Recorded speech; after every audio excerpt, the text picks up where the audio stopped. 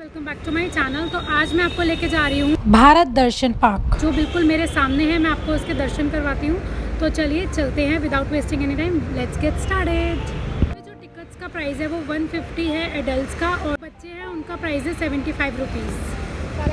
तो ये जो भारत दर्शन पार्क लिखा हुआ था ये मेन एंट्रेंस पे लिखा हुआ था और अब हम भारत दर्शन पार्क के अंदर जा रहे हैं। गेट अब हम अंदर आ चुके हैं और सबसे पहले लिखा हुआ है SDMC means south Delhi municipality corporation की तरफ से बनाया गया है। उसके बाद जो फर्स्ट मॉन्यूमेंट है वो है गेट वे ऑफ इंडिया, और गेट वे ऑफ इंडिया से अंदर की तरफ निकलते हुए उसके बाद हमारा नेशनल ट्री ऑफ इंडिया था जो कि है बैनियन ट्री, और बैनियन ट्री के आसपास बहुत सारा फाउंटेन और म्यूज़िक भी चल रहा था जिसको सुनने में बहुत ही ज़्यादा मज़ा आ रहा था और बहुत ही ज़्यादा इन्जॉय करा इस टाइम पे हमने यहाँ पे।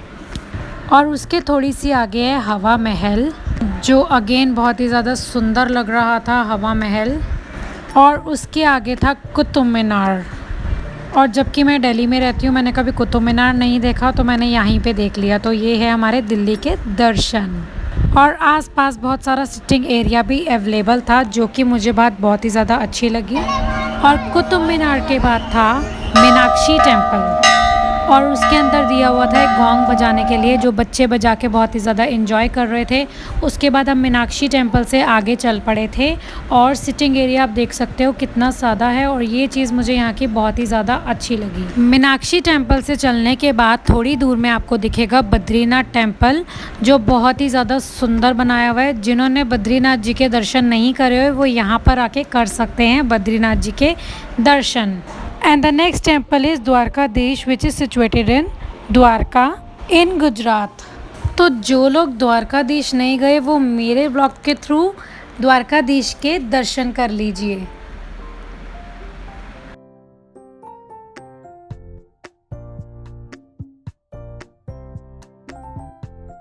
महाकालेश्वर टेम्पल, और इसके बिल्कुल साथ में लिखा हुआ था भारत दर्शन। और उसके थोड़ी सी आगे जाके जो हमारा टेम्पल था वो था रामेश्वरम टेम्पल। सो इस छोटी सी जगह पे आप पूरी भारत का सब कुछ घूम सकते हैं। और उसके बाद था जगन्नाथ टेम्पल। या इधर आओ, इधर तो आ। जगन्नाथपुरी, अरे जगन्नाथपुरी से देख आए हैं।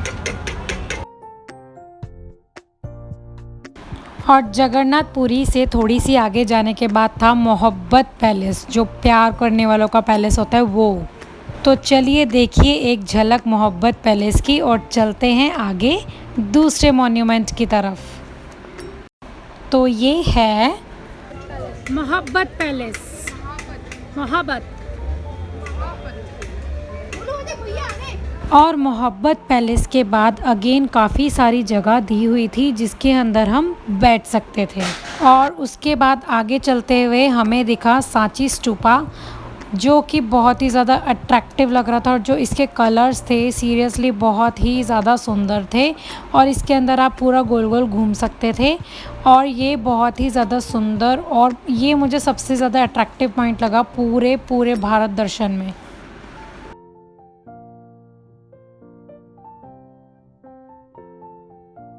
तो अभी ये हम सांची स्तूपा के आसपास ही घूम रहे हैं, जो कि बहुत ही ज़्यादा अच्छा और बहुत ही ज़्यादा इन्जॉयबल एरिया था। और उसके बाद हम एंजॉय करते हुए आगे बढ़ते चले जा रहे थे, और उसके बाद हमें दिखा विक्टोरिया पैलेस। तो चलिए मैं आपको आगे वीडियो में दिखाती हूँ विक्टोरिया पैलेस। आगे अगर आपके बच्चों की छुट्टियां पड़ रही हैं आप एक भी दिन पिकनिक के लिए यहाँ पे आ सकते हैं, क्योंकि ये बहुत ही अच्छी इन्जॉयबल प्लेस है, and kids will learn a lot from this. And Victoria palace से निकलने के बाद हमने देखा हम्पी रथ,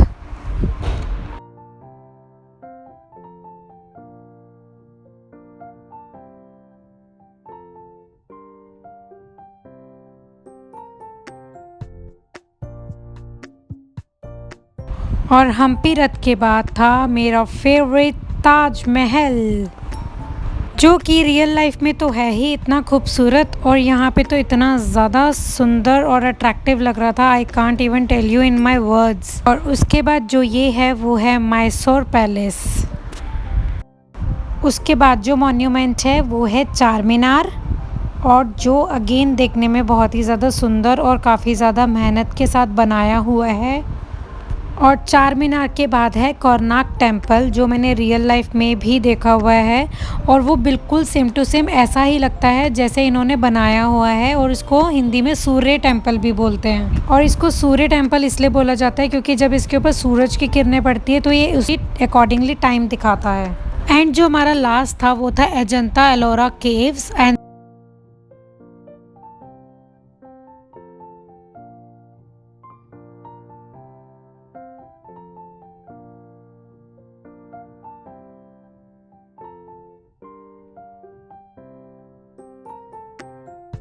और उसके बाद एक डॉल दे रखी थी बच्चों के खेलने के लिए, जो बच्चे इसको राउंड राउंड घुमा सकते थे। और आई थिंक ये वेस्ट ऑफ मटेरियल से बनाई हुई थी और ये सीरियसली बहुत ही ज़्यादा अट्रैक्टिव और सुंदर थी कि बच्चे इसके बाद खुद ब खुद चल के आ रहे थे। एंड देन ये हमारा जो सफ़र है वो ख़त्म हो चुका है दिल्ली दर्शन पार्क का।